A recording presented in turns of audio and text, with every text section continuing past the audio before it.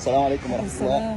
اليوم معنا السيدة القديرة ميسون برقدار اللي عجبت في النظام وكلابه وصار يحسب له 1000 حساب. أنا بدي منك رسالتين، الأولى هي لأهلنا الموجودين في أوروبا وفي الخارج، أنت شفت هي إدلب، والثانية هي لكلاب النظام. هيك رسالة تكون عنيفة كمان، تفضلي. بصراحة أنا يعني وقت اجيت على أول شيء عريف يعني حلب، أول شيء شعور إنك أول شيء داخل على سوريا الحرة، مو سوريا النظام، مو سوريا الأسد الكلب. إيه، دخلت من معبر باب السلامة، نعم. وامبارح دخلت من معبر باب الهوى.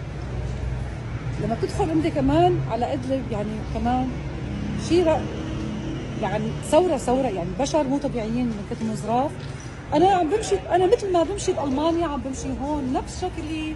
انا تحديت، كان مو انا تحديت، النظام كان يتحداني اني انا فوت لهون، لكني انا هون. انا هذا هون هلا كان يفتتح من فتره، بس يعني للاسف وقت صار الزلزال الله يرحم اجل شوي ان شاء الله. ليكوا الكهرباء هون، ليكوا كهرباء بكل مكان، كهرباء بكل مكان. وين؟ بإدلب هون بأنا مدينة، نحن بدانا حاليا، بدانا هذا المكان. شعب حر رفض يعيش عند بشار الأسد، شعب قال سوريا لينا وما هي لبيت الأسد. وأنا بعد 15 سنة ما زرت سوريا، أنا جيت زرت البلد اللي فيها الأحرار. الثورة السورية حتضل مستمرة لإسقاطك يا بشار الأسد وإخراج المحتل الروسي والإيراني بإذن الله.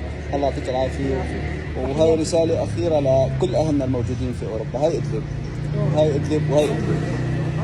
من إدلب هنا سوريا الحرة، ويسقط بشار الأسد. ساقط